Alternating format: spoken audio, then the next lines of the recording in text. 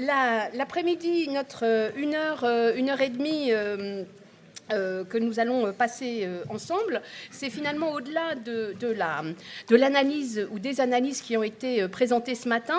Ce qui était, il semblait aux organisateurs intéressant, c'est de confronter quelque part ces analyses un peu approfondies, ces outils, ces données, à une parole plus de vécu, tant du point de vue des acteurs habitants que des membres de l'intervention publique à différents titres. Et pour préparer cette table ronde, 4 finalement acteurs représentatifs d'un certain nombre des parties prenantes de la gestion de la crise ont été invités à venir. Et donc, si je prends un peu des plus directement concernés au plus lointain, je dirais, j'ai le plaisir d'accueillir Paulette Barbe, qui est membre d'une association qui s'appelle Tourinque et Orbieu, qui est mobilisée sur la question des inondations et de sa gestion depuis la crue du 12 et 13 novembre 1999, qu'elle a donc, j'imagine, vécu, et qui s'est engagée dans cette association pour à la fois comprendre les processus en jeu, c'est-à-dire finalement pourquoi est-ce que cette crue a eu lieu et les dégâts qui s'en sont suivis ont pu être constater, et surtout comment apprendre à s'en protéger.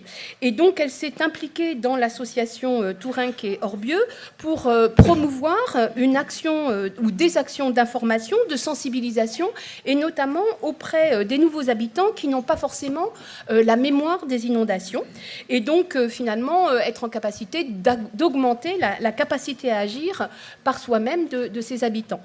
Donc c'est notre première personne de la table ronde. Si on remonte un petit peu dans la chaîne de l'organisation, il y a le lieutenant-colonel Thierry Bouet, donc de l'autre côté, qui est lui officier de la brigade des sapeurs-pompiers de Paris, si j'ai bien tout compris, en charge de la planification, et donc qui est en charge notamment des exercices d'anticipation de cette gestion de crise, et qui nous parlera à cet égard de l'exercice Sequana 2016, qui a pour objet de tester les dispositifs de gestion de crise qui sont en place en termes d'évacuation, de procédures, de mode de gestion, d'organisation des acteurs, et donc qui pourra nous parler de ce qui est fait sur le terrain pour préparer finalement cette gestion de crise. Dans le même ordre d'idées, on a convié un représentant de RDF qui donc gère les infrastructures d'électricité, et qui donc est directeur adjoint à la direction régionale d'Île-de-France, et dont on a vu finalement l'importance ce matin pour les inondations, leurs conséquences et aussi leur gestion, et qui va nous raconter, notamment en partie, la manière dont ERDF fait face à ces crises, pas seulement d'inondations, puisqu'il y a beaucoup de crises qui affectent ERDF, mais pour ce qui concerne les inondations, les organisations qui sont mises en place en interne au sein de ERDF, avec une force dite d'intervention rapide d'électricité. Moi, je disais que c'était FIRE, on m'a dit que c'était FIRE. Je trouvais que pour les inondations, FIRE, c'était pas mal, mais bon, c'est pas le cas. Donc, il nous montrera à cette occasion comment, à l'intérieur d'un gestionnaire de réseau, sont anticipés ces phénomènes de crise pour assurer, j'imagine, la continuité du service. Le dernier maillon de la chaîne, si je puis dire, est Jean-Michel Cornet, qui est à l'EPTB, donc établissement public territorial de bassin Oisène, et qui est en charge de la gestion d'ouvrages, notamment d'écrêtement de crues, et qui donc va avoir un rôle dans la gestion de crise, de rétroaction avec les acteurs tout au long de la crise pour, j'imagine, mieux gérer, optimiser en tout cas la gestion de la quantité d'eau qui peut être amenée à circuler. Donc, dans ce panel, on a bien essayé de faire, avec un petit nombre, bien sûr, de faire une sorte de panel d'acteurs qui, sur le terrain, vont être confrontés à la crise en leur posant finalement la question de qu'est-ce qui se fait, comment c'est fait, pourquoi c'est fait. Alors, on a, avec Gilles Hubert, anticipé notre table ronde en 3 temps. Un temps autour du vécu de la crise, un temps autour de l'anticipation et de la préparation de la crise, et un temps sur les retours d'expérience. Donc, je vais poser un certain nombre de questions à l'ensemble de ces intervenants, et qui vont, à l'occasion de ces 3 temps, pouvoir finalement mettre en exergue, présenter la manière dont ils vivent, ils anticipent ou ils reviennent sur le processus de crise d'inondation. Et on a donc prévu ces 3 temps sur une vingtaine de minutes et laissé le dernier temps de 20 minutes pour des discussions avec la salle. On a pris le parti avec Gilles de plutôt renvoyer les questions vers la fin pour moins se concentrer pour laisser, je dirais, plus de temps à chacune de ces séquences. Donc, si vous avez des questions, merci de les noter et de les intégrer sur ce dernier temps de la table ronde. Donc, premier temps du vécu de la crise, les questions qu'on peut se poser à ce titre-là, c'est que face à l'événement, face à l'arrivée de cet aléa, quels sont les ressentis, quels sont les vécus, et plus précisément pour Madame Barbe, quelles sont les relations avec les autorités, avec les gestionnaires de crise, quelles sont les informations, est-ce que ça fonctionne, qui est mobilisé, qui sont les interlocuteurs, qu'est-ce que font les habitants pendant la crise. Donc c'est un peu le type de questions que je voudrais lui poser. Pendant ce temps-là, le représentant de RDF pourra réfléchir à peu près aux mêmes questions et sur savoir s'il se sent bien préparé à ce vécu de la crise, finalement aux usages qui sont développés pendant l'inondation. Je rajouterai une petite question, parce que ce matin, on a bien vu la question de l'interconnexion des réseaux et finalement de l'interconnexion des usages et qui ne sont pas forcément anticipés, c'est-à-dire qu'on anticipe ce que l'on connaît pour soi, mais est-ce que, et de quelle manière on anticipe la manière dont les gens vont réagir, les services vont réagir, les institutions vont réagir au cours de cette crise. Et pour le dernier point, je poserai la question au représentant de l'entente Oisem, non, c'est pas l'entente, c'est, excusez-moi, le PTB Oisem, sur la manière dont ces données sur les vécus sont ou pas intégrées ou anticipées dans la gestion des ouvrages dans un premier temps. Donc je vous laisse la parole tout d'abord, et puis ensuite je vous ferai dans cet ordre-là. Merci beaucoup, Mme Larue. Merci à vous tous.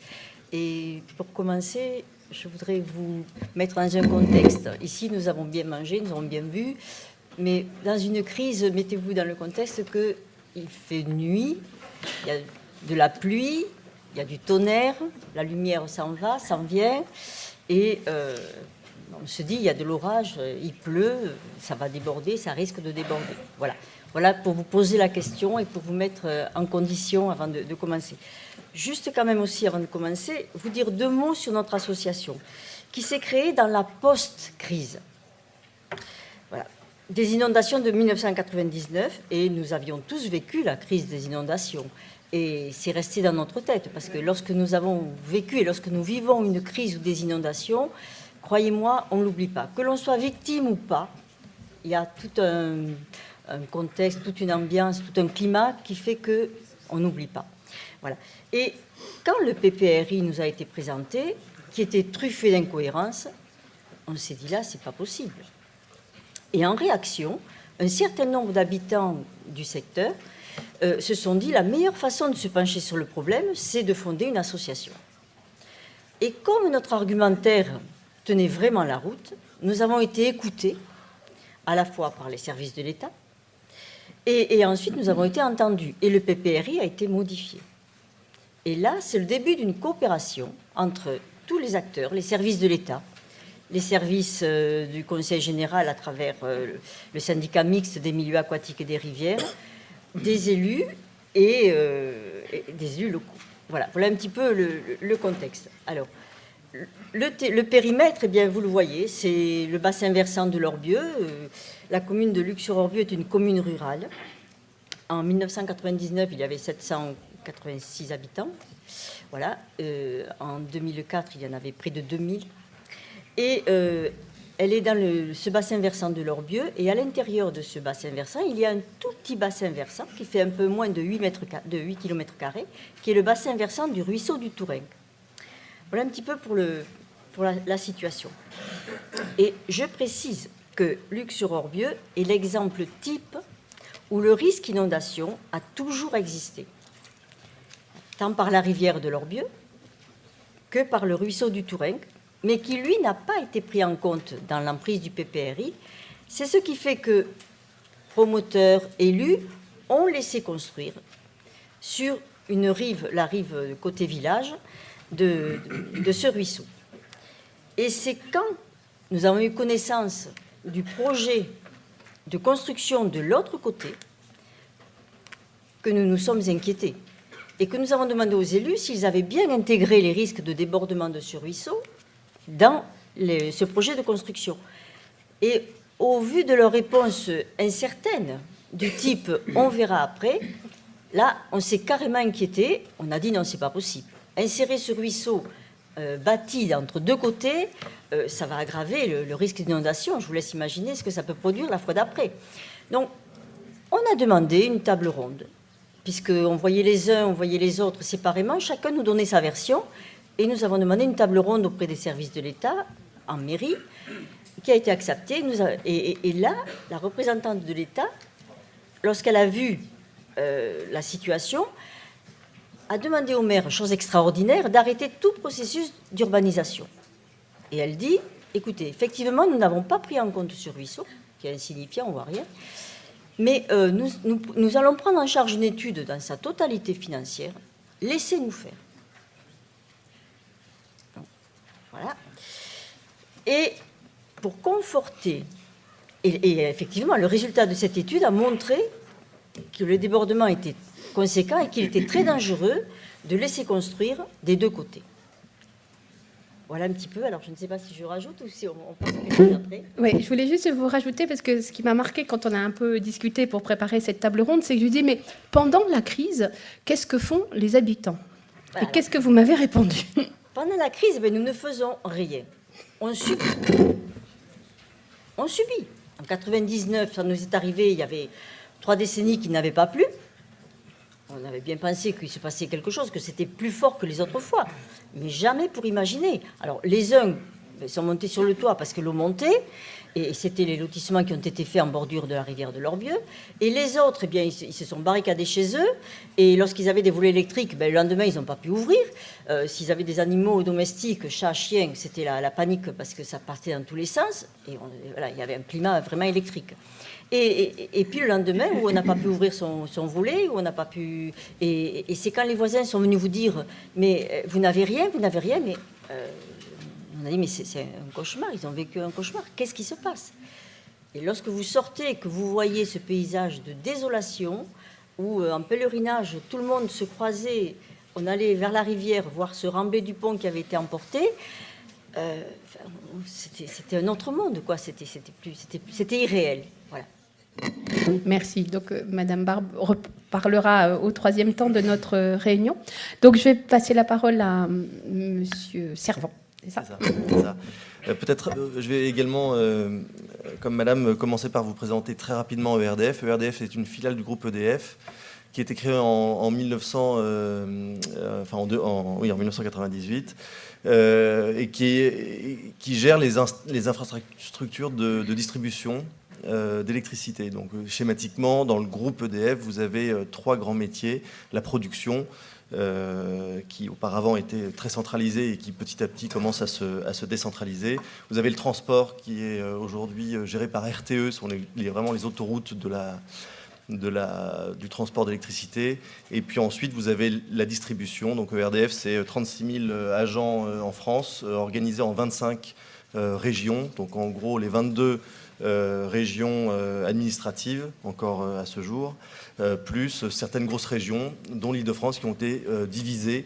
Et donc moi, je représente ici la région Île-de-France-Est, donc qui recouvre les départements 93, 94, 77 et 91. Donc c'est des départements qui sont très concernés, on le reverra après, par le risque de crue.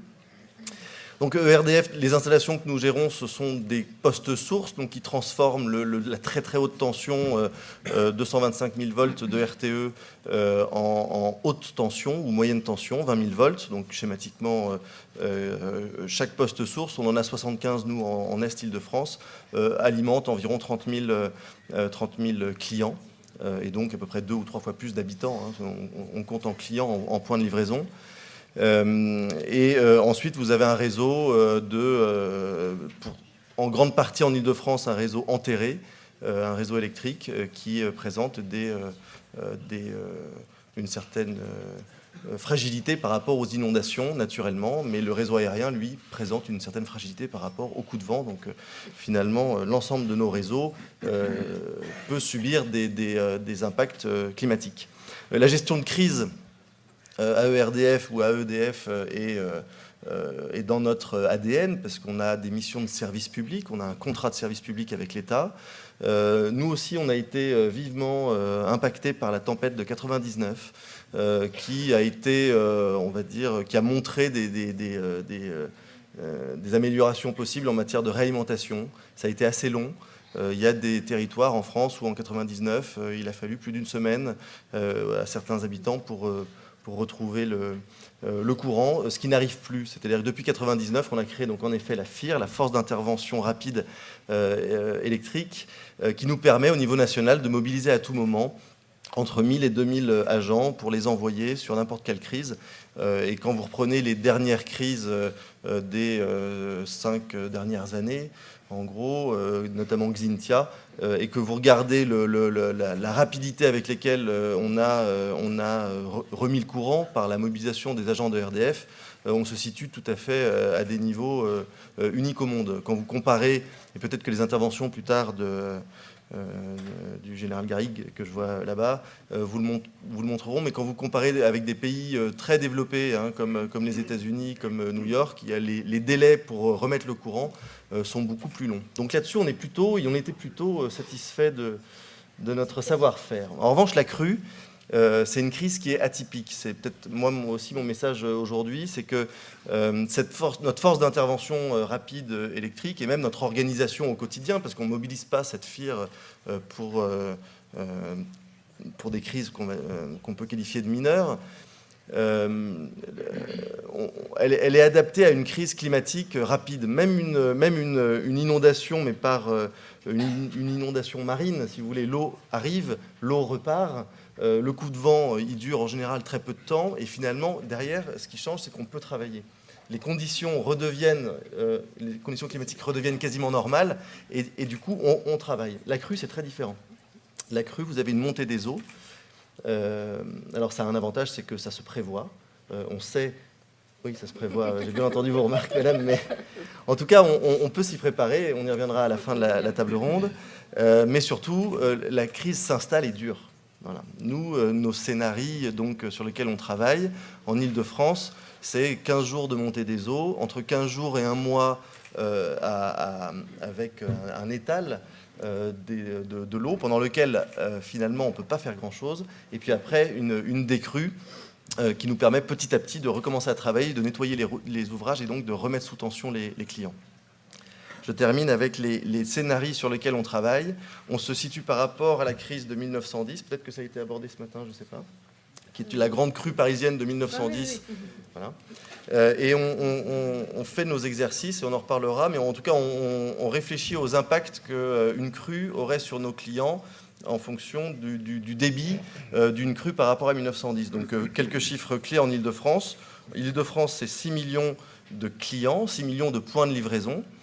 Si on a un scénario qu'on appelle R08, c'est-à-dire 80% du débit de la crue de 1910, ça représente 750 000 clients coupés. Si vous avez la même crue, donc le R1, c'est-à-dire 100% du débit de 1910, ça représente 1,5 million de clients coupés. Et les scénarios, alors là aujourd'hui je m'arrêterai à 1,15, je sais que certains vont plus loin et réfléchissent à des scénarios 1,5, mais en tout cas à 1,15 on est à 2 millions de clients coupés. Et donc 2 millions de clients coupés, tout type de clients, des particuliers, des industriels. Pendant combien de temps ? Eh bien pendant minimum 15 jours, maximum un mois. donc avec des impacts économiques très importants. La particularité du réseau électrique, c'est son interconnexion, son interaction avec l'ensemble de l'activité économique, que sont les opérateurs téléphoniques, les hôpitaux, tous les bâtiments publics. Donc voilà, c'est quelque chose d'assez lourd et qu'on essaie d'anticiper au maximum. Ok, merci beaucoup. Donc dernier témoignage sur un peu plus en amont de la crise et surtout comment on peut éventuellement réguler et gérer le niveau d'eau pendant l'événement. Oui, alors nous faisons partie des établissements. Bon, il y a aussi par exemple les Grands Lacs de Seine, hein, bien connus, qui gèrent des ouvrages. Donc l'Entente Oisenne, c'est une collectivité, elle émane des conseils généraux du bassin de l'Oise. Donc il y a 6 départements qui ont créé l'institution, c'était en 1968. Et à cette époque-là, la logique, c'est la même qui a été déployée sur la Seine, hein, la logique était vraiment de penser le risque inondation en termes d'écrêtement des crues. Donc on vient, notre histoire pour les nombreux établissements qui couvrent la France, c'est bien cette logique d'écrêtement des crues. Alors, donc nous avons mis du temps, hein, c'est assez fastidieux de réaliser des ouvrages, beaucoup de concertation, des difficultés administratives, techniques, d'acceptabilité de concertation, etc. Compensation agricole, enfin bon, donc ce sont des sujets quand même assez complexes. Et donc aujourd'hui, nous avons 2 ouvrages opérationnels, dont un notamment qui a régulé une crue en janvier 2011. Une semaine après avoir eu l'autorisation d'ailleurs préfectorale de conformité, donc c'est très heureux et c'est une crue qui est partie centenale en tête de bassin de l'Oise.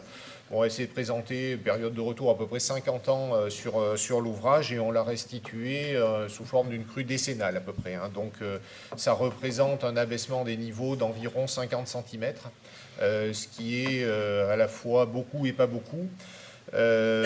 S'agissant de l'articulation, on va dire, avec les bénéficiaires de ces aménagements, hein, il est réalisé en amont d'une commune notamment qui, suite à des événements qui remontent à 93, qui était la crue de référence précédente, était rentré dans une logique de protection rapprochée. Donc l'ouvrage, quand il a été réalisé, a été pensé en complémentarité de ces protections. Ça, c'est quelque chose d'important. Bon, on l'a vu ce matin avec notamment les diagrammes de M. Bourguignon. On voit qu'il n'y a pas de corrélation très claire entre le dommage et la hauteur. Donc quand on enlève 20 cm, ceci dit, on voit bien que les gens nous disent si j'ai 1 mètre, j'aurai 80 cm, ça me fait une belle jambe. C'est assez vrai, sauf à réussir à les mettre carrément hors d'eau. Donc je pense que l'enjeu, c'est effectivement, pour ce type d'aménagement, la mise hors d'eau. Donc quand il y a des protections rapprochées qui sont complémentaires, ça veut dire que nous, on essaye, tant que l'ouvrage ne sature pas, de garantir un niveau qui passe dans les protections rapprochées sans les surverser. Ce qui a effectivement fonctionné à cette occasion. Et bon, l'ouvrage a saturé quelques heures. On était à la limite de l'événement maximal, on va dire. Donc, la crue de dimensionnement, comme on l'appelle. Voilà, nous l'avons eu au bout d'une semaine. C'est assez heureux, si je puis dire. Voilà, alors par contre, plus en aval, après, d'autres communes n'ont pas fait cet effort de protection et effectivement subissent des inondations qui se passe un peu plus bas, mais n'y croit pas trop, parce que c'est l'événement le plus fort qui a été recensé. Donc ça veut dire que pour elle, ça reste quand même quelque chose de très exceptionnel. Et puis on a même le reproche que ça dure plus longtemps, parce qu'après, évidemment, il faut vidanger l'aménagement. Donc bon, ça fait partie des difficultés qu'on rencontre, sur lesquelles on a été amené à proposer au préfet, d'ailleurs, une révision du règlement d'eau pour retenir les eaux un peu plus longtemps que la vidange qu'on est censé opérer tout de suite à la décrue. Et on peut garder l'eau maintenant quelques heures supplémentaires, le temps que les niveaux redescendent et libérés à des niveaux moins préjudiciables. Et plus récemment quand même, enfin, je reviens un petit peu dans le fil de l'histoire, l'histoire s'accélère, on va dire, avec ces affaires-là. On se rend compte, et ça, il faut en être bien conscient, bon, je pense qu'entre spécialistes c'est assez acquis, qu'il y a des événements qui seront toujours plus forts, qui font que nos ouvrages auront saturé, seront dépassés. Que de toute façon des ouvrages on ne pourra pas en faire partout. La logique, les réglementations environnementales aujourd'hui rendent quasi impossible la réalisation de ce type d'aménagement, et ça depuis très très peu d'années. Nous venons de recevoir notre dernière DUP pour un 3e aménagement il y a un mois. C'est un processus de 27 mois d'autorisation administrative pendant laquelle nous devons rendre des comptes sur tout un tas d'incidences, sur des périmètres de sécurité autour de Natura 2000, etc. Bon, ça devient extrêmement compliqué. Je pense que la logique des ouvrages, même de taille relativement modeste, vit ces dernières années, à mon avis. Alors la directive inondation nous amène d'ailleurs à nous concentrer sur les enjeux, essentiellement donc les fameux territoires à risque important. Donc nous en avons 4 sur notre bassin, dont un bout de la métropole francilienne. Et à cette occasion, donc, nous participons assez activement à toute la logique de réflexion de toute la boîte à outils, c'est-à-dire la logique d'écrêtement. Bon, celle-là, on la connaît assez bien et elle est assez avancée, mais on pense aussi à travailler sur l'enjeu. Je pense qu'un jour, il faudra que les mentalités évoluent pour que les gens acceptent l'idée que l'eau va rentrer. Et si on accepte que l'eau va rentrer, alors à ce moment-là, on réagit différemment. Et on peut éventuellement adapter l'enjeu pour qu'ils reçoivent l'eau sans trop de dommages. Quand je dis accepter l'eau, ça ne veut pas dire se résigner, ça veut dire changer la nature du combat, si je puis dire. Donc ça, c'est des choses qui sont assez importantes. Nos ouvrages qui existent et ceux qu'on pourrait envisager de réaliser ne font que décaler la période de retour d'un événement qui finira par arriver. La crue de 1910, bon voilà, on sait que les lacs de Seine l'atténuent un peu, pas trop. Il y a des événements majeurs qui les dépasseront. Le dernier événement à 2 ans, il s'est passé au printemps, les lacs avaient fait le plein pour leur mission de soutien d'étiage, donc ça veut dire qu'ils n'avaient plus de capacité de régulation, etc. Donc nous aurons de toute façon des événements qui feront que la logique de régulation ne pourra pas s'appliquer ou être efficace. Donc il faut vraiment penser sur toute la chaîne, et donc là il y a aussi, je pense, de nombreuses perspectives. Voilà. Merci beaucoup. Donc on voit que finalement cette crise, elle n'a pas la même signification pour les uns et les autres, il me semble. Elle n'entraîne pas les mêmes réflexions et elle n'entraîne surtout pas les mêmes degrés de préparation qui nous conduit à ce deuxième temps dont je vous ai parlé. Préparation en amont, anticipation, de telle façon que, comme vous le dites, les dégâts soient moins importants, surtout si on prend pour acquis que l'eau viendra d'une manière ou d'une autre. Du coup, pour cette question de préparation, ce dont on a le sentiment, ou en tout cas à préparer cette table ronde, ce qui ressortait, il me semble, de l'ensemble des propositions d'intervention qui nous étaient faites, c'est que beaucoup de choses est faites en matière de préparation. Il y a des services qui sont là pour ça, notamment le vôtre. Il y a des dispositifs, des procédures, des personnes qui sont mobilisées. Je crois qu'on peut à la fois présenter ce qui est fait et puis se questionner sur son adaptabilité à des situations qui sont peut-être un peu plus complexes qu'on ne le pense. C'est ce qui nous a été présenté ce matin. Et puis sa capacité à faire face, finalement, à l'atténuation des dégâts. Je vous passe la parole. Oui. Bon, bonjour à tous et à toutes. Donc, je suis le lieutenant-colonel Boué. Je me représente, je m'occupe de planification à la brigade, à l'état-major de la brigade. Je souhaite remercier déjà dans un premier temps Gilles pour son invitation ainsi que la Maïf.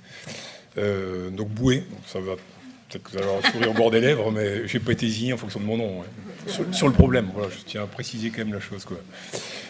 Donc la problématique de l'inondation majeure, c'est très particulier pour nous les pompiers. Pourquoi ? Parce que là, on touche la cinétique lente. La cinétique lente, eh bien, ça a été présenté ce matin. Grosso modo, on a 3 jours pour se préparer, mais c'est une cinétique qui va demander une organisation particulière. Et ça, on n'a pas trop l'habitude. Dans les pompiers, on aime bien ce qui est rapide, on aime bien l'intervention, ce qu'on appelle la cinétique rapide. Et donc ça, on sait faire. Lorsqu'on bascule dans une autre problématique, qui est celle d'une inondation majeure, comme c'est le cas sur ce sujet, eh bien là, il faut s'organiser différemment. il faut travailler différemment. Et puis on se rend compte que tout seul, on ne sait pas faire. Donc ce matin, on a dressé un petit peu l'état des lieux d'une inondation majeure. Il faut savoir qu'en gros, c'est plus de 600 000 emplois, 60 000 entreprises qui couleraient. C'est plusieurs dizaines de milliards d'euros de déficit. C'est 1 point de croissance en moins. Donc vous avez bien compris que ce n'est pas la plaque parisienne qui est impactée, mais c'est notre pays qui est impacté. Voilà. Donc nous, on a fait l'état des lieux, on a vu un peu l'ampleur des dégâts, et on s'est rendu compte qu'avec les moyens dont on dispose à la brigade, on ne sait pas faire. Alors il va falloir faire appel à nos voisins, donc nos voisins qui eux aussi malheureusement seront impactés par la crue, visiblement, peut-être même avant nous. Et ensuite il faut faire appel aux moyens nationaux. Alors nous on a envisagé une problématique nationale avec des crues un petit peu partout, la Loire, la Meuse, le Rhône, etc., etc. Et donc il faut faire appel à des moyens extérieurs, et notamment des moyens européens. Et ces moyens européens, eh bien, il faut savoir les solliciter, il faut savoir les accueillir, les loger, les amener sur les lieux, et puis il faut savoir travailler avec eux. Travailler avec eux non seulement sur le terrain, c'est-à-dire au niveau tactique, mais aussi travailler avec eux au niveau des états-majors, au niveau opératif, et puis après au niveau au-dessus, au niveau de l'état-major de zone, au niveau stratégique. Et ça se travaille. Et c'est pas le jour J où ça arrive qu'il faut commencer à se poser les questions de savoir comment on travaille avec des camarades européens, et notamment en langue anglaise. Voilà. Donc du coup, le général qu'on a à la brigade, donc entre 2010 et 2013, bien sûr, a rebondi sur cette problématique d'inondation, puisque c'était le centenaire du 1910, donc ça devait arriver, cette crue. Et selon les spécialistes que vous êtes, cette crue, elle arrivera, elle touchera, et donc elle nous touchera tous. Nous, directement, ou nos familles, nos enfants, nos épouses, nos maris, nos grands-parents, etc., etc. Et comme le disait madame en premier lieu, qui a vécu un sinistre, lorsque ça nous arrive, on se dit, tiens, d'habitude, ça touche tous les jours les autres, cette fois-ci, c'est moi qui suis dedans. Donc là, eh bien, il n'y a plus de place à l'improvisation. Il faut faire appel à des procédures. Et donc, ce que je voudrais dire quand même, c'est qu'un exercice, on peut imaginer tout ce qu'on veut, et le rétexte a son importance, c'est très vrai. Mais aussi, ce qui est important aussi, c'est l'imagination, c'est se confronter aux autres, partager les informations, faire des brainstorming, imaginer des tas de choses, y compris ce qui pourrait ne pas arriver, mais qui finira peut-être par arriver. Et puis, c'est aussi faire de la planification, c'est-à-dire rédiger des textes, enfin, des fameux dossiers qu'on va sortir le jour J et qui va nous donner les bases du travail de ce qu'on va devoir faire. Voilà. Ensuite, on est conscient que le jour J, ça ne se passera pas comme on a prévu. Mais quoi qu'il en soit, le fait d'avoir bien réfléchi avant et d'avoir confronté nos idées et nos modes d'action avec les autres et aussi avec ceux qui sont au contact du terrain. J'en reparlerai tout à l'heure, mais pour monter l'exercice, on a fait appel.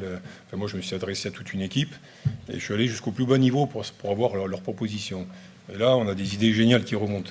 Des gens qui sont au contact du terrain, des gens qui ont vécu dans des catastrophes. Voilà. Et donc tout ça, ça se prépare, ce sont des procédures. Et le but, en fait, in fine, c'est de préparer des modes de travail, des façons de travailler en gestion de crise le jour où ça va nous tomber sur la tête. Voilà. Ce jour-là, ça sera trop tard pour s'organiser, pour savoir comment on fait. Donc il faudra avoir préparé les procédures. Nos amis britanniques sont très forts en procédure. Eux, ils montent des exercices, exercices inondation. Ça part du plus haut niveau, au niveau gouvernemental, jusqu'au niveau du maire, des habitants. Et c'est tout le pays qui travaille sur le même exercice. Autant vous dire que tout le monde est sensibilisé sur le problème. Voilà. Donc nous, ce qu'on a voulu faire, ce que je voulais dire aussi, c'est que le projet a été repris par l'état-major de zone. Vous pouvez le nommer, le projet ? Oui, vous pouvez le nommer ? On va le nommer. D'ailleurs, je vais vous poser une question. Sequana, ça signifie quoi pour vous ? Donc, je vais désigner quelqu'un, comme ça va mettre un peu la pression. Dernier au fond, à droite. Là, c'est pas la bonne place. Stratégiquement, c'est pas la bonne place. Non, je plaisante. Non, bon, ça, c'est la stratégie. Donc, faut jamais se mettre au fond. C'est la place que je prenais aussi au début. Mais, donc, Sequana, en fait, pour quelqu'un, c'est ce que ça veut dire, ce que ça signifie, non, peut-être ? Non, personne. C'est pas possible. Si ? Une réponse, vous pouvez prendre la parole. Moi, voilà, la scène en latin, donc la déesse de la déesse de la Seine, en fait. Voilà. Donc ça a été repris, donc c'est l'état-major de zone de la préfecture de police de Paris qui a décidé de baptiser cet exercice l'année dernière, puisque l'exercice qui avait été au début initié par la brigade, par la brigade sapeurs-pompiers de Paris, a été repris par l'état-major de zone. Et heureusement, parce qu'en fait, c'est un exercice qui nous dépasse, nous. Nous, on n'est qu'un opérateur parmi tant d'autres. On s'occupe des secours, de l'urgence. Avec nous, on n'est pas tout seul. Il y a le SAMU, il y a les associatifs, il y a les gendarmes, il y a les armées, mais aussi il y a des opérateurs publics et privés. Donc du coup, au jour d'aujourd'hui, on a un exercice qui va avoir lieu donc au mois de mars 2016, autour du mi-mars 2016, et qui va solliciter au moins 60 opérateurs publics et privés, qui eux vont jouer leur plan de continuité d'activité et de reprise d'activité. Nous, parallèlement à ça, on va jouer sur le terrain sur 2 jours, un jour plus nuit plus jour, un exercice, enfin des séries de petits exercices de façon échantillonnaire, avec des moyens échantillonnaires, avec des renforts zonaux, que ce soit des sécurités civiles ou militaires, ou SAMU, ou associatifs, mais aussi des renforts européens avec des Belges, des Tchèques, des Italiens, des Espagnols, et puis avec un budget, puisque le budget sera financé à 80% par le mécanisme européen de protection civile. Ça tourne autour de 800 000 € à peu près, vous voyez, pour monter cet exercice. Donc on savait qu'on pouvait avoir un budget pour monter un exercice comme ça, et bien on a sauté sur l'occasion pour faire la proposition. Et ce que je voudrais dire aussi, c'est que c'est la première fois dans l'histoire de la protection civile européenne que c'est une mégapole qui propose un exercice, enfin, qui sollicite les moyens européens pour être renforcés. Généralement, ça se joue dans dans des villes de province parce qu'on n'a pas les moyens. Mais nous, c'est une première quand même, parce que dans l'esprit français, pour une capitale, faire appel à des moyens européens, c'est avouer une certaine faiblesse. Vous le verrez tout à l'heure avec l'exposé du général Garrigue, on est faible sur ce coup-là, mais si on sait s'organiser, si on fait appel au renfort, à nos voisins, à nos camarades, eh bien on va être fort. Et on va être fort surtout dans les premiers jours. Et c'est là où il faut faire la différence. Voilà. Si j'ai bien compris, les populations ne sont pas associées. Les populations ? Oui. Les populations sont associées. Alors là, c'est l'état-major de zone qui a repris le dossier. Non, mais je sais, en termes de communication, oui, il va y avoir un gros travail de communication qui va être fait. Il y a des initiatives certainement locales qui vont être montées, mais ce n'est pas encore finalisé totalement. D'accord.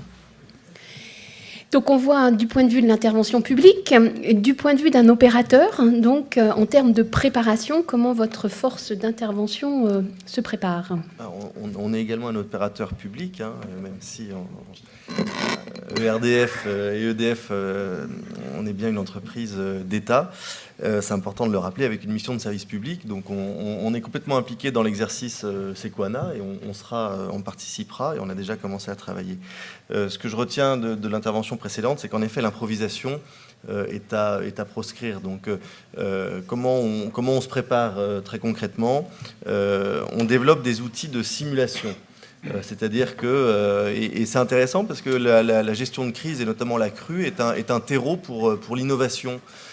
Parce qu'on a des SIG, on a des systèmes donc, de cartographie qui sont aujourd'hui statiques, même si on fait des travaux sur le réseau et donc on met à jour ces systèmes.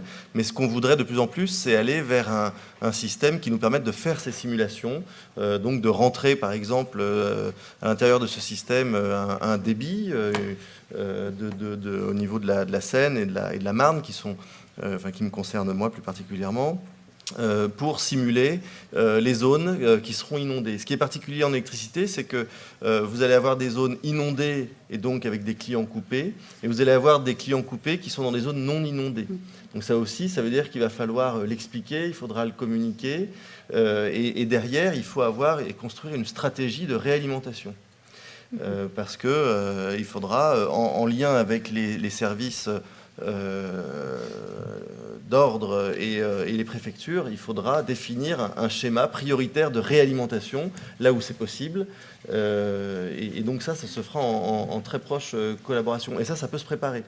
Donc nous, pour se préparer, on travaille sur ces simulations. Donc pour chaque scénario, pour chaque débit, pour chaque hauteur de crue, on a déjà préidentifié les zones qui seront très certainement inondées.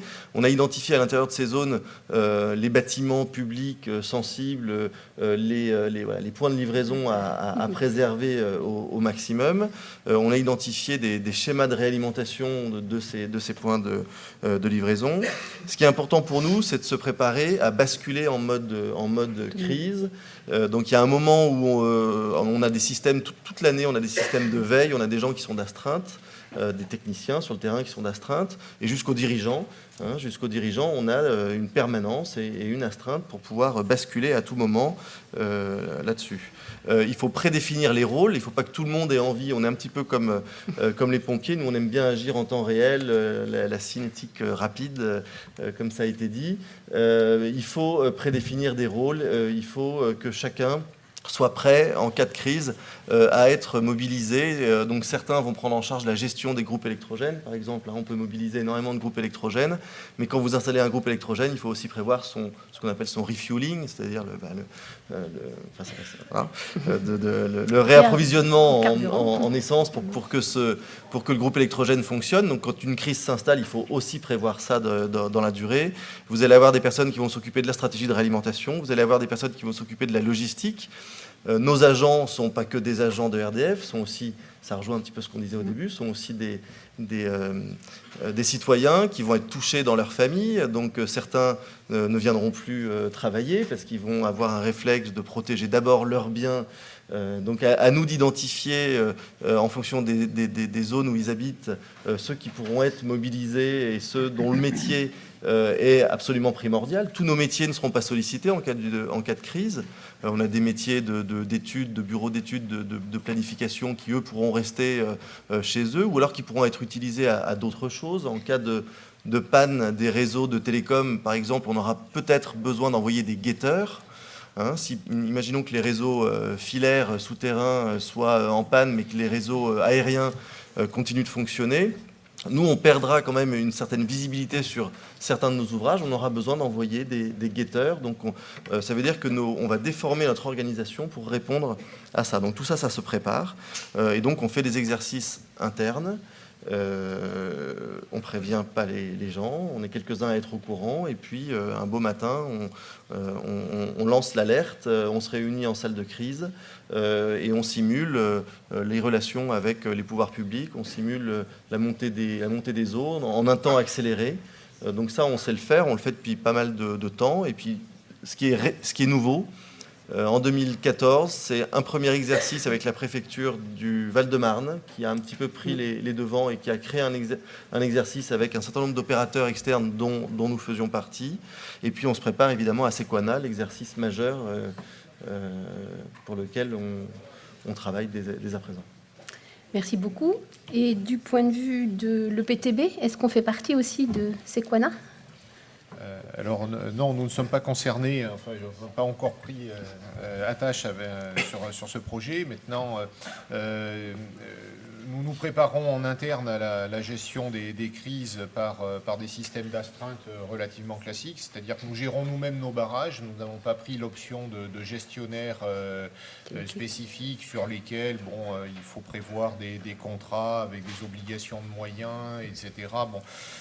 Disons qu'on a pris l'option de gérer nous-mêmes avec différents niveaux de compétences dans la maison et puis des plannings d'astreinte sur la base du volontariat qui fonctionnent très bien, avec des règles de répartition des congés par moitié, en gardant des personnels techniques à disposition. On se gère avec une équipe de 13 personnes, donc c'est pas énorme. Il nous en faut au moins 3 à coup sûr disponibles pour partir pour 48 heures avec, on va dire, une visibilité de l'ordre de idéalement 12 heures.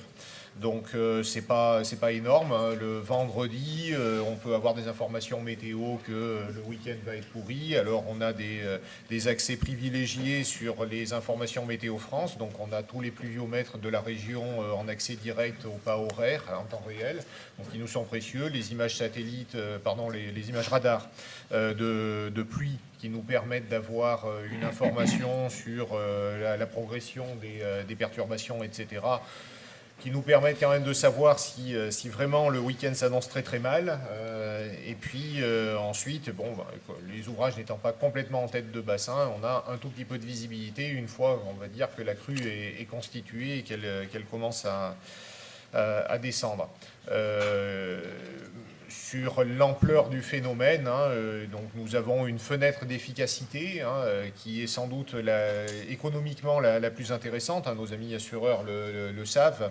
Nos ouvrages répondent essentiellement à une logique économique, c'est-à-dire que ce sont les crues les plus dommageables, notamment parce qu'elles reviennent souvent, relativement souvent, qui sont attaquées par ce type d'aménagement. Plus évidemment on va chercher des périodes de retour élevées, plus ça correspond à des volumes qu'il est difficile de trouver dans les campagnes, des aménagements de plus en plus onéreux, etc., pour un fonctionnement assez hypothétique.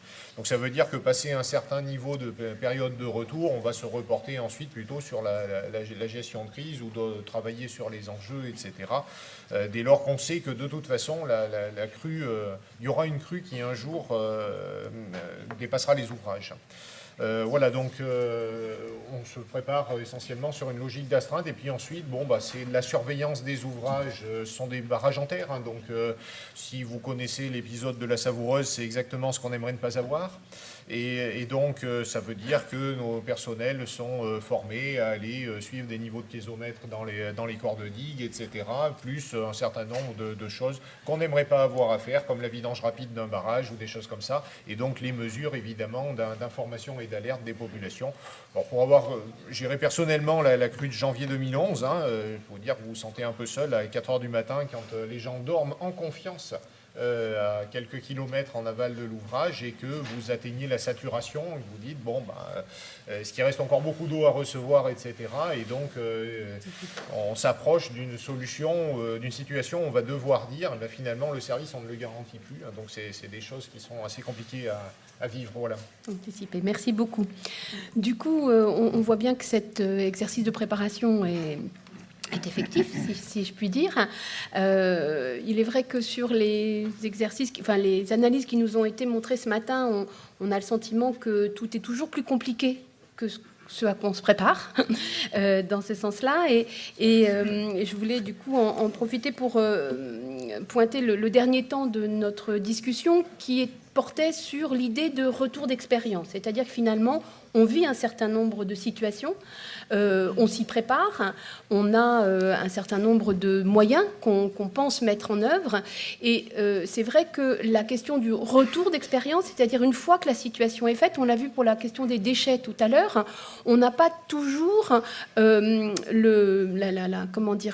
temps ou l'idée de vivre l'événement dans une perspective de qu'est-ce qu'on va en tirer comme enseignement pour mieux se préparer, puisque c'est un peu ce à quoi sert le retour d'expérience. Et pour le coup, je voulais redonner la parole à Madame Barbe, puisque le retour d'expérience, il est certes, les habitants, dans ce cas-là en tout cas, ne font pas grand-chose pendant la crise, mais du coup, ils sont tellement frappés qu'ils vont se mobiliser après pour essayer de peser et mieux se préparer par la suite. Oui, vous voyez à droite, à votre gauche, ou à votre droite, oui, ce qui se passe lorsqu'il y a la crue de ce fameux ruisseau, qui est, il faut le préciser, c'est une crue éclair, donc il n'y a pas d'alerte. Et à votre gauche, c'est un terrain où les rumeurs étaient il va y avoir un projet de 50 à 100 maisons, donc je vous laisse imaginer, entre ces deux images, ce que peut être une crise. Voilà. Donc, nous, l'idée fondamentale de notre association, c'était de mettre en marche, à partir de ce moment-là, de ces images-là, d'abord, d'entretenir la mémoire. Parce que lorsque le risque est passé, vous êtes un citoyen normal, lambda, on a envie d'oublier, et on tente d'oublier. On reprend une vie normale. Et puis, à la moindre alerte, on revient quand même, est-ce que ça ne va pas revenir? Est-ce qu'il y a une petite angoisse? Alors, ou l'on accepte de vivre avec le risque, et vous vous dites, peut-être on va faire ce qu'il faut, ou alors vous déménagez, ce qui a été le cas en 1999. Il y a des personnes qui ont été tellement choquées, traumatisées, qu'elles sont parties, elles ont vendu, elles sont parties. Voilà. Donc, nous, on a dit entretenir la mémoire, mais en se penchant aussi sur les questions relatives au réchauffement climatique, aux inondations, aux milieux naturels, et puis au risque habitat, parce que c'est quand même, tout est lié. Et donc, on s'est dit, on ne va pas l'entretenir sans rien faire, parce que c'est rendre les gens anxiogènes, mais entretenir la mémoire, c'est aussi recréer ce lien social. se dire, moi, je peux aider les autres, mais qu'est-ce que je peux aussi compter sur les autres? Et donc, il y a un réconfort. Les gens s'encouragent. Et puis, bon, on sait qu'il y a un voisin, un autre voisin, une dame en bas qui ne peut pas trop se déplacer. Ben, on pourra aller la chercher. Et puis, c'est ce qui existait avant. Il y avait une espèce de ciment de solidarité entre les uns et les autres qui se connaît tous. Et avec l'arrivée de ces nouveaux habitants, notamment dans les lotissements, les gens ne se connaissent plus. Et cette réaction émotionnelle de solidarité qui naît dans une crise, eh bien, l'important, c'est de la faire vivre, mais au-delà de l'émotion. Parce que dans l'émotion, on se préoccupe de ce qu'on a devant, mais il y a quand même autre chose, peut-être un petit peu plus loin, qu'il faut préparer aussi. Donc, et la deuxième chose que l'on s'est dit aussi, c'est qu'il faut encourager l'entretien des rivières, parce qu'il faut se dire aussi que ces rivières-là, eh bien, chaque riverain est responsable de sa portion de rivière, donc il faut l'entretenir. C'est pas fait. Donc c'est la raison pour laquelle les syndicats de rivières ont pris la compétence. Mais bon, en même temps, les études se font, elles sont longues, et d'ici que les travaux se réalisent, on met facilement 3-4 ans avant que ça se mette en place. Mais nous, à notre petit niveau, est-ce qu'on ne peut pas interpeller? Est-ce qu'on ne peut pas se mettre en place de réaliser un petit travail d'entretien de berge? Et là, dans cette réflexion, nous avons un groupement d'employeurs qui a mis à disposition un jeune en insertion professionnelle, sous contrat aidé, et pour donner la main aux riverains. Et guidé aussi par le technicien des rivières, parce qu'on ne peut pas couper tous les arbres. Il y a des arbres qui sont droits, qui tiennent les berges, il y en a d'autres qui sont couchés et qui font des embâcles. Donc, le plus facile en période de crise, c'est de tout couper. Et de couper ceux qui est de devant, ceux qui sont droits. Mais ceux-là, il ne faut pas les couper. Il faut couper ceux qui sont penchés dans la rivière. Et en même temps, temporiser aussi, parce qu'après la crue de 2012, le maire, qui n'avait absolument pas prévu cette crise, parce qu'il voulait construire des deux côtés, voilà, et de ce petit ruisseau qui a tout inondé, et devant la critique des habitants sur le mauvais état d'entretien de ce ruisseau, du coup, il dit, je fais passer un bulle, je cure, et puis on n'en parle plus. J'aurais satisfait à cette réaction épidermique comme ça, voilà. Mais l'association pensait aussi qu'il fallait temporiser cette réaction, parce que si dans ces crises excessives, on ne fait pas de bonnes choses. Donc l'idée, c'était que chaque habitant soit un peu attentif à ce qui se passe. Il faut dégager des arbres. Bon, et bien on les dégage, mais comme il faut. Et en même temps, ça va réduire les conséquences de la crue. En effectuant un entretien régulier, eh bien l'eau s'écoulera mieux. On n'empêchera pas une crue de déborder. Si le ruisseau peut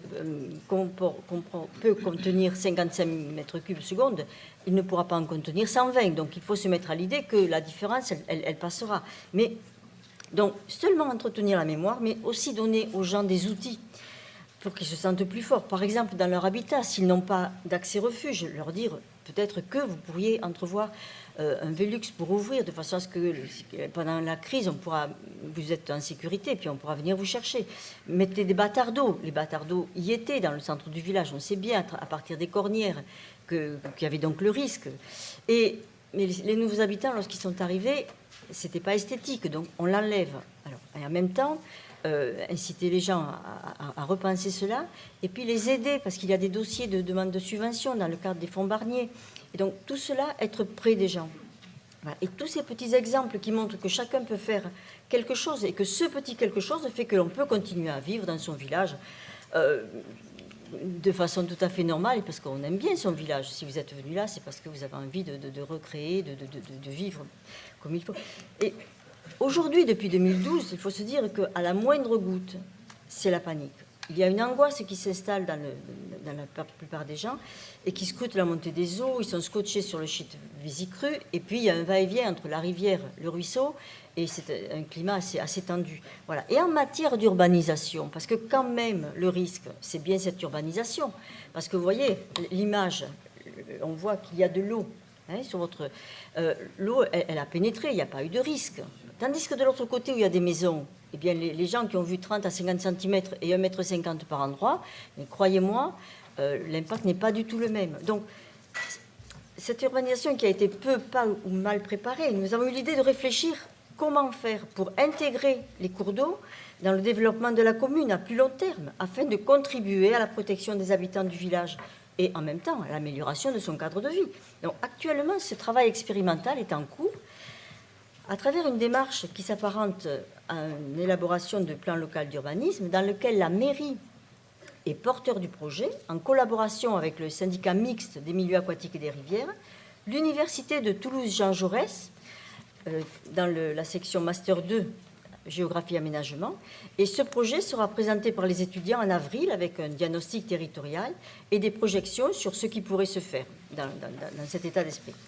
Voilà ce qui est fait. Alors, je ne sais pas si je m'arrête pour laisser, puis pour conclure, peut-être que j'aurai 2 mots. Ok, merci. Donc, on voit bien que finalement, ce retour d'expérience, à vous écouter, ça conduit à essayer de vivre avec la crue et sa possible survenue, en tout cas pour le point de vue des habitants. Monsieur Boué, vous aviez, il me semble, une position un peu claire sur les retours d'expérience et ce qui était expérimenté. Non, mais là, ça n'engage que moi. Moi. Je pense que le retour d'expérience, c'est indispensable. Sans les retours d'expérience, on ne peut pas construire de scénario, on ne peut pas construire de plan d'opération, ce qui est une base de travail ensuite pour nous. Mais ce que je veux dire, c'est qu'il faut aller au-delà. C'est-à-dire qu'à un moment, c'est bien de rédiger, mais il faut vraiment il faut tester les plans, c'est-à-dire que les plans, il faut les sortir des tiroirs, et puis il faut se mettre en situation et monter des exercices. Et pour les futurs, peut-être pour ceux qui sont déjà chefs de service ici, dans cette salle, ou ceux qui vont le devenir, eh bien, si je peux faire passer un message à mon petit niveau, c'est celui-ci, c'est-à-dire vous faites monter des petits exercices où vous mettez en situation avec votre équipe, et puis vous allez voir que vous allez découvrir comme, ce n'est pas simple, mais 2, vous allez avoir envie d'en faire un 2e, puis un 3e, puisque les premiers, bien sûr, sont catastrophiques. Mais c'est comme ça, c'est que uniquement en testant les procédures et les plans qu'on arrive à mon avis, à être résilient. Sinon, écoutez, sinon on reste dans la littérature, et la littérature c'est très bien, mais face à la peur, à l'angoisse que peuvent vivre les habitants, ça a été cité tout à l'heure, mais c'est pas suffisant. Voilà. Donc il faut rentrer sur le terrain en fait. C'est un sport de combat un petit peu, un sport d'équipe pour les jeunes sportifs que vous êtes. C'est le stade toulousain, bien sûr. Voilà, donc il faut rentrer sur le terrain, il faut se préparer. Il y a des coachs pour cela, il y a des gens qui sont formés pour cela. Vous pouvez vous faire aider, mais il faut tester, il faut mettre en place ces procédures. Voilà. Merci. Monsieur Cornet, il me semblait que vous, le retour d'expérience, finalement, vous conduisez à vous interroger sur votre rôle et sur un peu un décloisonnement de vos actions qui sont du coup pas seulement à la gestion de l'écrêtage de la crue, mais peut-être un peu plus loin. Oui, effectivement. Alors, suite à la crue de 2011 que nous avons régulée, alors déjà, on a eu le retour d'expérience. Bon, ça s'est bien passé puisqu'on a régulé. On a très peu saturé, donc on va dire que le contrat a été rempli. Donc de ce côté-là, le retour d'expérience en interne, il est relativement rapide. Par contre, nous avons fait face à une nécessité de s'expliquer sur la façon dont on a régulé, notamment parce que finalement les niveaux qu'on a restitués correspondaient à peu près aux niveaux les plus hauts connus en aval, parce qu'on avait un événement qui était très supérieur à ce qui était la crue en mémoire dans les populations. Donc quand on leur dit qu'on a complètement rempli l'ouvrage et qu'ils se retrouvent avec autant d'eau que le coup d'avant, il y a un besoin de beaucoup expliquer. On était accusé qu'en fait on avait régulé la crue mais en vidangeant l'ouvrage, c'est là qu'on avait fait le pic de crue. Bon, enfin voilà, donc c'est des choses assez compliquées. La presse est à charge. On a des détracteurs qui, encore récemment, vous voyez, donc 4 ans plus tard, sortent encore des articles dans la presse. Hein, donc c'est quand même, je trouve, un peu décourageant, mais bon, enfin, écoutez, on est prêt pour la prochaine. Ce que je pense, c'est que si les retours d'expérience sont effectivement précieux, il ne faut pas occulter que le pire est plutôt devant nous.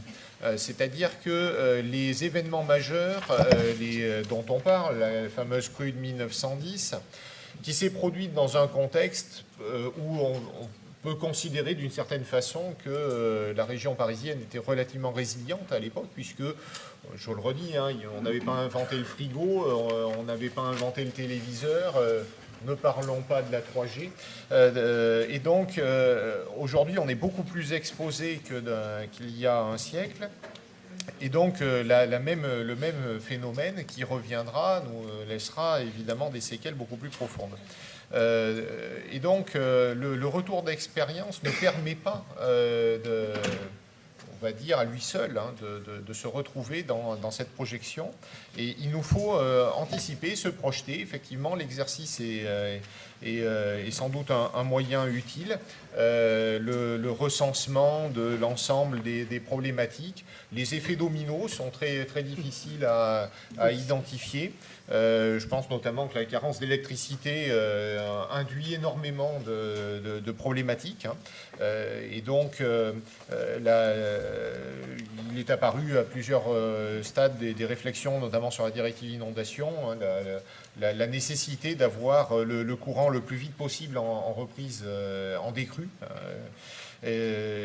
Tous ces éléments-là nous sont évidemment nécessaires pour avoir une bonne anticipation de ce qui va se passer et sans doute identifier des faiblesses qu'on ne pressent pas forcément aujourd'hui. Quand on parle réseau d'eau, tout le monde raisonne avec son réseau d'eau, mais oui, c'est vrai, il y a des postes de relevage et ils utilisent l'électricité. Donc on va voir le gestionnaire de l'électricité qui dit « Ah bah oui, mais moi j'ai un poste source, il me faut 3 mois pour le redémarrer s'il prend l'eau. » Donc du coup, si on doit se passer d'électricité pendant 3 mois, on s'aperçoit que celui qui a le gaz, qui normalement est étanche, si on voit des bulles, c'est pas bon signe, pour autant, il ne se chauffera pas au gaz, etc. Donc on a des problématiques comme ça en cascade. Et en particulier, je le dis souvent dans les ateliers directives inondation, les inondations, ce n'est pas un problème de cartographie. Je le dis à des géographes, ce n'est pas un problème de carte, c'est un problème d'organisation. Il y a de nombreuses cartes si on veut faire des cartes. Il y a la carte de l'inondation, tout le monde regarde la carte de l'aléa, j'y suis ou j'y suis pas. Mais si vous êtes à plusieurs kilomètres, vous pouvez être impacté parce que vous n'aurez pas le courant, parce que le poste source est dans la zone inondable, ou vous n'aurez pas le téléphone, ou il y aura des ruptures d'approvisionnement, il faudra distribuer de l'eau potable, donc ça veut dire qu'on ne trouve plus de bouteilles dans les supermarchés, etc. Bon, ce genre de choses, et ça, c'est pas de la cartographie, c'est vraiment de l'organisation, de la logistique. Et toutes ces questions-là, je pense qu'on n'est pas du tout au bout d'avoir fini de débobiner le fil d'un scénario que l'on ne connaît pas et qu'on aimerait bien quand même essayer d'esquisser. Parce que, évidemment, si on peut identifier nos faiblesses, on sera sans doute plus résilient. D'autant que dans les analyses qu'on peut conduire par ailleurs sur les politiques de prévention et de gestion des inondations, à l'échelle européenne, puisqu'on a un programme européen dans mon laboratoire là-dessus, ce qu'on voit un peu dans tous les pays, c'est que la question de la crise, de la gestion de crise est souvent gérée de manière quasiment autonome par rapport aux actions de prévention, voire de mitigation, comme il dit, d'atténuation. Et ce que je trouve intéressant dans ce que vous amenez les uns et les autres, c'est que finalement ce pont entre la crise, la post-crise et la prévention, finalement vous l'avez en tête, même si vous n'avez pas forcément les moyens d'une plus grande intégration de ces questions de crise et de gestion de crise en amont. Du coup, pour finir, avant de laisser la parole à la salle, je voulais redonner la parole à Madame Barbe et éventuellement, si vous le souhaitez, monsieur, comme vous voulez. Ok. Dernier point. Donc, voilà ce qui a été fait. Alors, la ligne de conduite de l'association, en fait, c'est une action constructive. On ne s'oppose pas. On n'a pas de yaka. C'est une action constructive. Dans le respect des acteurs, on respecte les élus. On n'est pas d'accord avec eux. On le leur dit. Mais il faut travailler pour comment arriver à coordonner les idées. Et un partenariat, ne pas hésiter à fédérer. Quand on a demandé la table ronde, eh bien, on a mis les services de l'État, du Conseil général, l'association, les élus, tout le monde ensemble. Tout le monde s'est expliqué et on a tiré les conséquences. Instance de l'association, un poil à gratter. Évidemment, ça ne fait pas toujours plaisir quand les promoteurs ont décidé de vendre leur terrain et qu'ils ne peuvent pas. Il y a des réactions qui sont pas toujours agréables. Mais bon, nous avons cette liberté de parole et c'est une chance. Et donc, maintenant, voilà ce qui a été fait. Maintenant, la pression que l'on a mise à notre niveau local, c'est que l'étude hydraulique qui a été mise en place d'une façon sommaire va être poursuivie parce qu'elle a révélé qu'il y avait des débordements très importants. Donc, elle va être poursuivie dans le dernier trimestre 2015. Là-dessus, le PPRI va être révisé, puisqu'il n'avait été pris que pour une partie du territoire. Et là-dessus, le PAPI, qui n'avait pris en compte que certaines actions de nettoyage, d'entretien, va regarder, on va pouvoir bénéficier du PAPI 2 et avec 100 000 € qui va être mis en place par le syndicat mixte milieu aquatique et des rivières, on va regarder qu'est-ce qui peut se faire, délester les eaux, des digues pour préserver les lotissements, des bassins de rétention. Voilà, toute la réflexion est lancée et les choses continuent au rythme de la réglementation. Ça va pas toujours très vite. On est de l'administration, des événements. Souvent, les événements accélèrent les choses. Sûrement, mais surtout en étant vigilant. Parce qu'en plus, se dire aussi que le risque zéro n'existe pas. Le dire et le faire entendre aux habitants. Voilà, apprendre à vivre avec. Et ce qui est intéressant dans cette action citoyenne, c'est de montrer que la vie en société a besoin de règles communes, des uns et des autres, le respect, et une action citoyenne constructive, comme je viens de vous le dire. Et puis, dans ce rôle de l'association, ces différents exemples dans le thème intempéries, crise et post-crise, quel retour d'expérience, montrent que le rôle principal de l'association se joue moins dans la crise que dans la post-crise, mais bien dans une troisième phase que j'ajoute et que je nomme la pré-crise et qui se situe avant la crise future. Voilà ce que je voulais vous dire et je remercie sincèrement M. Nussbaum et la Maïf de pouvoir m'exprimer ici. Merci beaucoup. Merci à tous.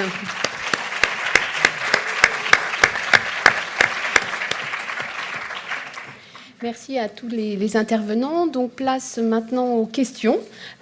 Puisque les intervenants étaient très disciplinés, nous avons bien les 20 minutes de questions-réponses. À vous la parole.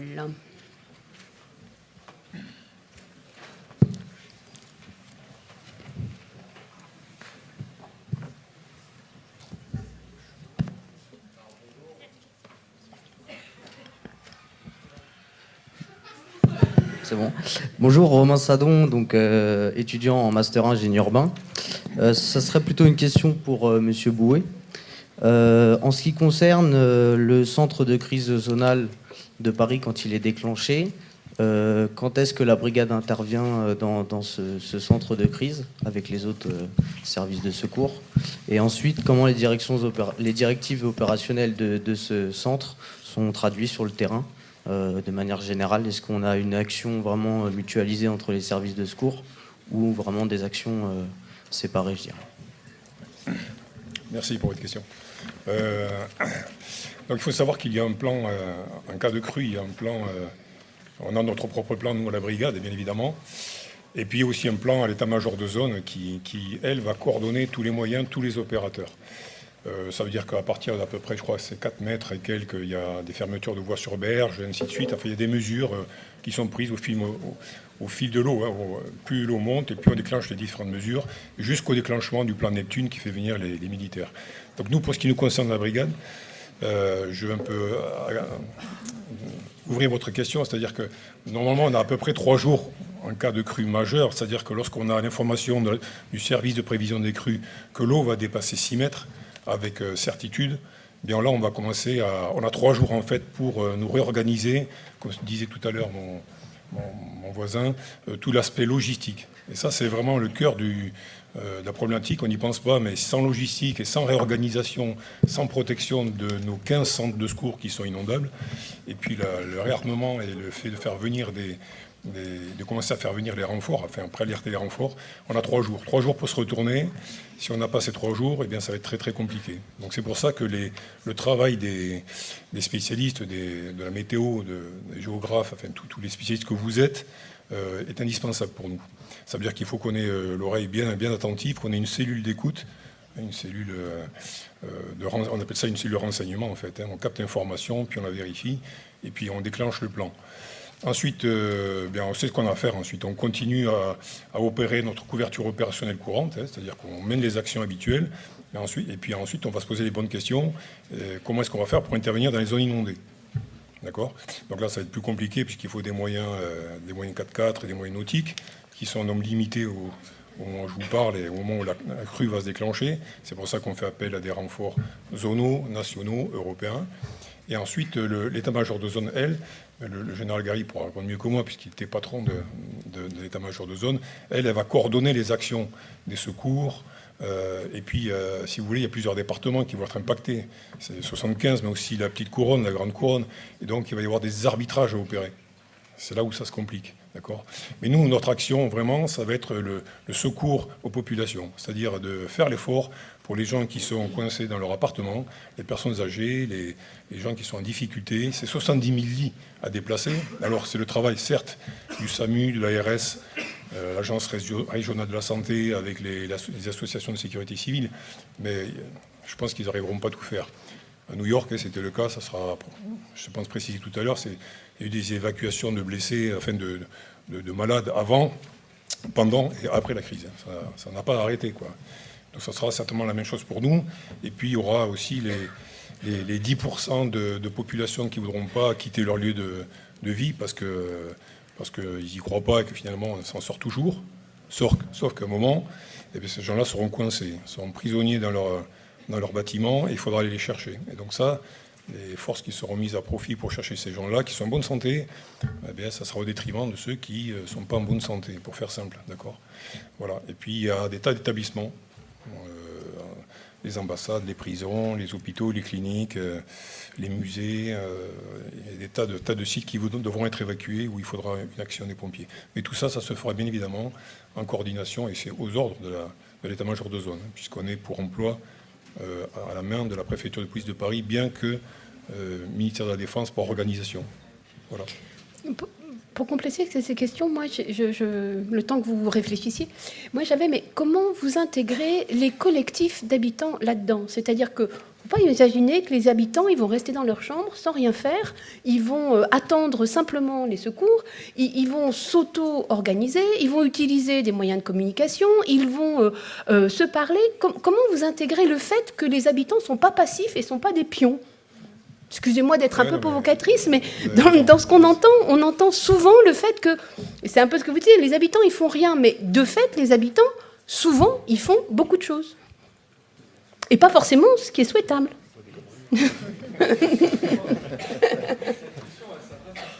À tout le monde, ah oui, ça c'est vrai pour tout le monde. Vous avez raison, et puis c'est vraiment l'action à développer, c'est que chacun se prenne en compte. Moi, je vais pas juger ce que fait la population, ce qu'elle fait pas, ce qu'elle pourrait faire, ce qu'elle devrait pas faire. Vous savez, il y a des zones qui vont être inondées. Ces zones seront connues, plus ou moins, sachant qu'on n'en a pas parlé. On n'a pas beaucoup parlé depuis ce matin, mais Paris, c'est un millefeuille de 7 étages. Donc, on parle de l'inondation en surface, par les courants d'eau, par les tunnels, par les voies.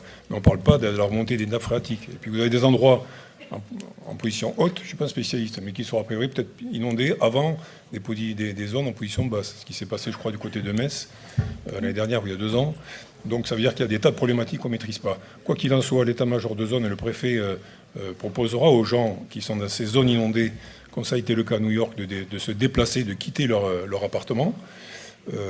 On estime à peu près à 10% des gens qui refuseront de partir. Bon, ensuite, effectivement, il y a des actions de communication qui ont déjà été menées d'ailleurs par l'état-major de zone pour sensibiliser les populations. Il y a une opération Plouf 75, enfin je ne sais plus, qui a déjà été menée. Et pour ce qui est des populations, effectivement, il y a encore du chemin. Je pense qu'il y a encore du chemin, mais je pense qu'on est sur la bonne voie avec cet exercice qui va impliquer beaucoup de monde. Monsieur Servan. En effet, dans les dernières crises qu'on a pu connaître, qui n'étaient pas des crues, mais qui étaient des crises, par exemple, purement électriques, avec la perte d'une alimentation électrique, par exemple, sur 2 villes comme Levallois-Perret et Neuilly-sur-Seine, il y a à peu près 1 an et demi. Ce qu'on a découvert, c'est en effet le comportement et l'importance des réseaux sociaux et la nécessité pour nous de nous adapter à ces nouveaux modes de communication. Donc ça, c'est des choses qu'on intègre désormais. Tout à l'heure, je parlais un petit peu des cellules de crise qu'on est amené à créer. On a toujours eu une cellule communication, mais dorénavant, nos cellules communication sont constituées de personnes qui sont capables d'interagir avec ces réseaux sociaux. il y a un certain nombre d'innovations. Je parlais un petit peu d'innovation technologique tout à l'heure. Il y a des innovations qui visent aussi à rendre nos outils un petit peu plus ouverts sur les populations pour que, en effet, si on perd la visibilité sur un certain nombre d'ouvrages, on ait, imaginons, des citoyens qui peuvent prendre des photos avec leur smartphone et ainsi, si ces photos sont géolocalisées, venir nourrir notre diagnostic sur la crise. C'est des choses qui n'existaient pas il y a quelques années et qu'on essaye d'intégrer de plus en plus. Et qu'il me semble que les Anglais ont intégré depuis quelques années et bien en amont, si mes souvenirs sont exacts. Monsieur ? Patrice Adouareg, je suis géologue, et donc c'est un métier un petit peu différent des géographes. Vous allez voir que je vais aller dans le sens de monsieur le colonel Boué. Une inondation, le problème à Paris, c'est qu'elle rentrera dans le sous-sol. Et le sous-sol de Paris, c'est un autre réseau dont on n'a pas parlé ce matin, c'est un véritable gruyère, avec du gypse. Donc, tous les opérateurs ont bien vu les différents réseaux, mais il y a ce réseau-là aussi qui intervient. Et ma question, elle est très simple. Est-ce que, par exemple, dans les plans qui sont mis en place, ce réseau de carrière et les risques sur les fondations sont pris en compte ?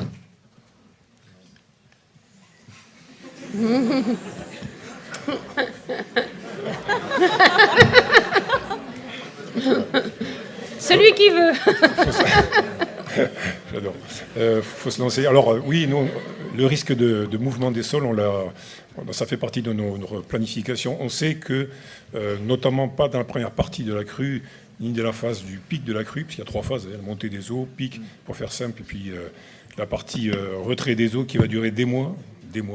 Et c'est dans cette phase-là qu'on va avoir des mouvements de terrain, avec des effondrements de terrain, des effondrements de bâtiments, peut-être de cette faculté dans laquelle vous êtes aujourd'hui, enfin je ne sais pas.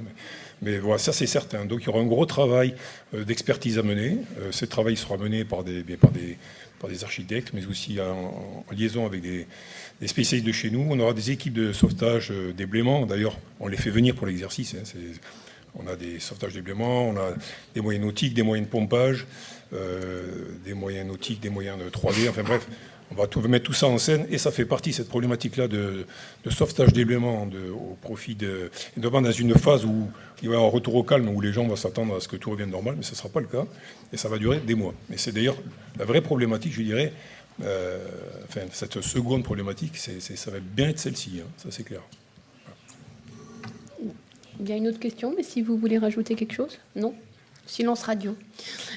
À vous. Pardon. Ma question, d'abord, Ikoumand, étudiant en Master 1 Génie urbain.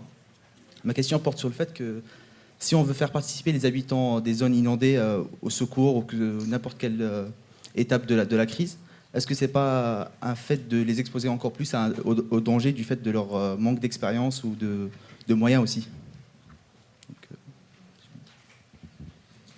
Ça s'adresse presque à moi ? Ma question, c'était plus pour Madame Paulette Barthes. Écoutez, on ne les expose pas parce que c'est en préparation. J'ai bien dit que pendant la crise, on ne pouvait rien faire. Mais par contre, avant la crise, préparer la suivante, eh bien, dire aux gens, faire cette culture du risque, être humble devant ce phénomène naturel et dire ce qu'il y a lieu de faire, mais avant d'en arriver à se retrouver dans la crise. Par exemple, si vous avez mis des bâtards d'eau, et on a d'exemples, des personnes qui ont mis des portes étanches, mais pas parce qu'ils l'avaient voulu, mais parce qu'ils ont refait leur maison et que cette porte s'est révélée étanche, donc ils n'ont pas eu d'eau, par opposition au voisin qui, lui, avait une porte normale et qui a eu de l'eau chez lui. Voilà, donc c'est quelque chose qui se prépare. Et si on le dit aux gens, s'il y a l'information, la sensibilisation, on fait des conférences, on fait nos assemblées générales, on donne des exemples, on a des travaux d'archives. Les gens, on ne dramatise pas, mais on leur dit ce qui peut se produire. Et puis ensuite, chacun réagit à sa façon. Mais voilà comment nous procédons. Monsieur Cornet. Oui, enfin, en anticipation de la crise, il existe les réserves communales de sauvegarde qui éventuellement peuvent être organisées. Donc ça veut dire que les gens savent ce qu'il faut faire, hein, quand on bat le rappel. Mais en pratique, c'est quelque chose qu'on a essayé de mettre en place dans les groupes de travail directives inondation. Les maires sont très réticents à installer ça pour des questions de responsabilité. Alors, ils préfèrent pas se lancer et puis en disant on a nos services techniques et puis on sait ce qu'on a à faire. Par ailleurs, on a des associations de sinistrés qui, pour certaines, sont d'abord des gens très en alerte, hein, c'est-à-dire qu'ils assurent, on va dire, la traduction concrète d'une prévision de code sur Vigicru en telle maison va être concernée par telle hauteur d'eau. C'est des gens qui, localement, alors c'est à l'échelle de la commune, donc ils sont bien meilleurs que nous, hein, ils savent que c'est chez tel ou tel qu'il faut aller en premier, etc. Et ils installent ensuite une logique d'entraide où ils vont sécuriser leur mobilier et ensuite se rendre disponibles pour aider leurs voisins à maçonner éventuellement devant la porte, soulever les meubles, etc. Ils font ça très bien.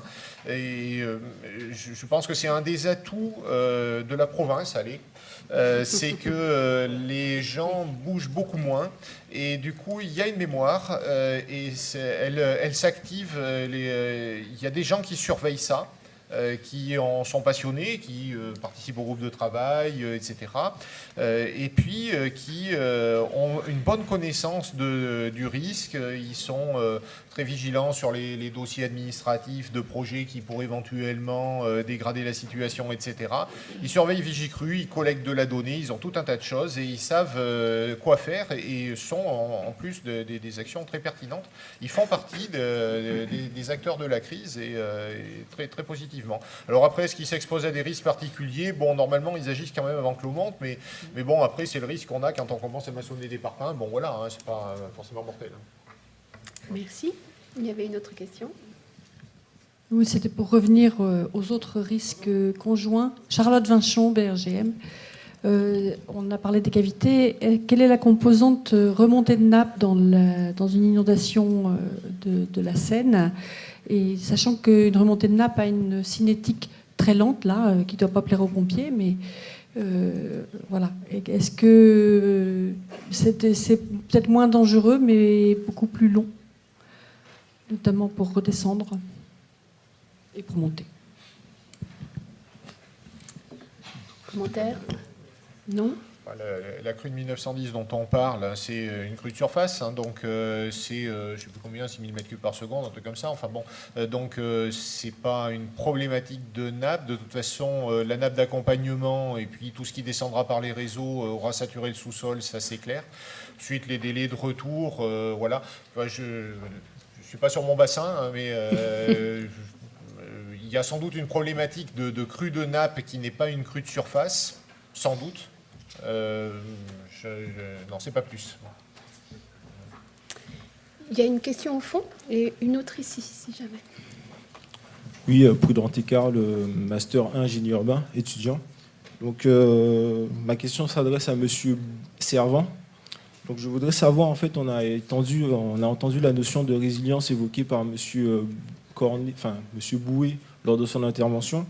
Donc, j'aurais aimé savoir comment, où est-ce qu'elle est intégrée à votre simulation SIG ou comment elle est intégrée dans votre simulation de l'exercice Sequana.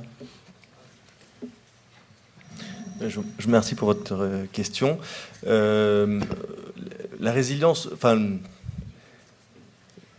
pour remettre le réseau électrique en état une fois qu'il aura été inondé, c'est essentiellement un travail de fourmi. Ça demande, ça demande du monde, mais c'est pas un réel risque pour nous. C'est-à-dire qu'on va avoir, on s'attend nous à perdre le réseau qui aura pris l'eau. On aura probablement des bonnes surprises, c'est-à-dire qu'on a certains fabricants de câbles, de cellules qui nous promettent une tenue à l'eau. Donc on n'en tient pas vraiment compte aujourd'hui. On aura peut-être la bonne surprise de voir qu'en effet, certains postes de distribution publique, on verra peut-être des petites bulles, là on parlait des petites bulles tout à l'heure, on verra peut-être des petites bulles dans les postes parce que ces postes continueront à fonctionner et l'eau sera un petit peu réchauffée, si vous voulez, par les cellules électriques qui sont dans les postes. Donc on aura peut-être ces bonnes surprises. Pour tout le reste, on attendra la décrue et on ira nettoyer mais c'est très basique. Hein, le système électrique, ce sera la résilience sera... en tout cas, on obtiendra un redémarrage du système par un nettoyage des différentes parties du réseau. Voilà. Une dernière question, puisqu'on me fait signe que c'est l'heure. Oui, ce sera plutôt une remarque qu'une question. Claude Smirou, je suis un ancien de la Maïf et de la MRN. J'ai beaucoup géré de situations de crise en intempéries. Ma remarque vient à propos de celle de Madame Barbe tout à l'heure qui disait pendant la crise on ne fait rien. Et ça, vous avez posé la question, qu'est-ce que font les habitants pendant la crise? Et je suis surpris d'entendre quelqu'un qui a vécu une crise dire que les habitants ne font rien. Je peux vous dire qu'ils appellent leurs assureurs. Parce que... Et oui, et leurs assureurs, avec les questions qui leur sont posées, alors outre le fait qu'on doit immédiatement intervenir, parce qu'il y a des besoins immédiats, et je crois que vous l'avez vécu, ils ne se cantonnent pas à ne faire que de l'indemnisation. Ils se cantonnent aussi à faire en amont et en même temps que vous et avec vous.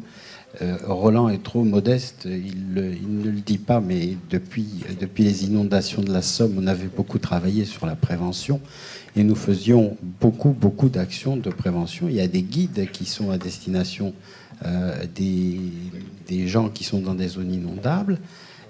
Donc, l'habitant qui est en situation de futures victimes éventuelles ou d'anciennes victimes, je crois qu'elle ne peut pas rester inactive. On ne peut pas dire... Je ne pense pas qu'on puisse dire on ne fait rien. Alors, je vais reprendre, je m'explique. Je ne fais rien. En 99, je vous ai dit, il y avait au moins 3 décennies qu'on n'avait pas vu de grosses crues. Donc, on a été surpris.